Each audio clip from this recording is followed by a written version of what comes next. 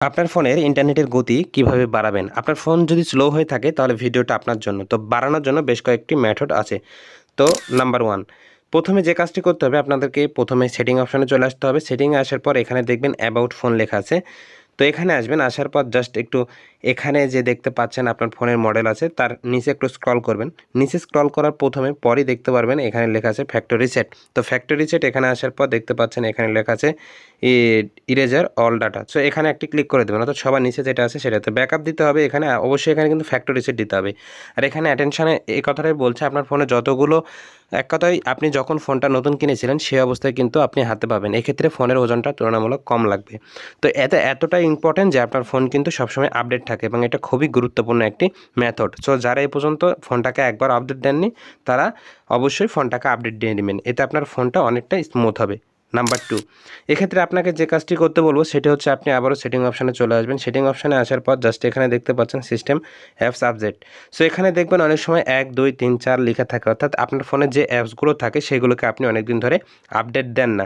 So এখানে এসে net connection দিয়ে অ্যাপসগুলোকে আপডেট দিয়ে নেবেন। এক্ষেত্রে অ্যাপসগুলো দ্রুত কাজ করবে। এক্ষেত্রে আপনার ফোনটা অনেকটাই ধীরগতি থেকে দ্রুতগতির দিকে যাবে।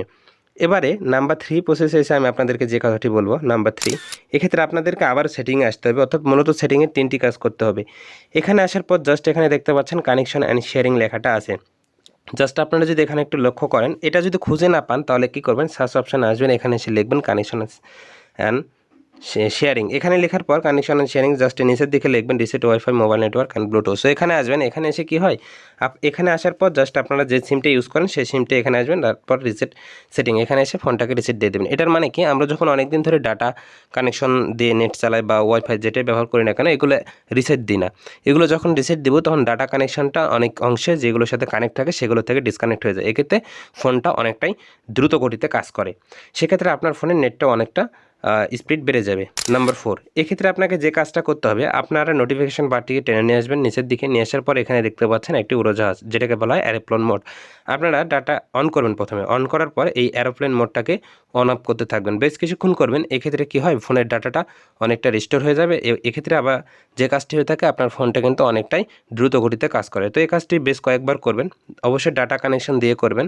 ওকে, এই কাজটি করলে আপনার ফোনের গতিটা বা ইন্টারনেটটা অনেকটাই দ্রুত গতিতে চলবে বলে আশা করা যায়, তবে এটা অনেকটাই অপেক্ষক।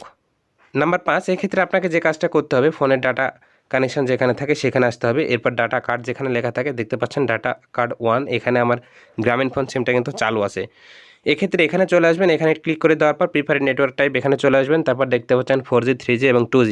তো এখানে বেশ কয়েকবার 2G থেকে 4G 4G থেকে 2G এবং সর্বশেষ আপনার ফোনের যেই ভার্সন 4G, সো এখানে ক্লিক করে 4G করে নেবেন। এক্ষেত্রে কী হয়, ডাটা কার্ডটা চেঞ্জ করার ফলে আপনার ফোনের ইন্টারনেট গতিটা কিন্তু অনেকাংশে বেড়ে যায়, বা নেটওয়ার্কের সমস্যা হলে এখান থেকে ভালো রকমের একটা সমাধান পাওয়া যায়।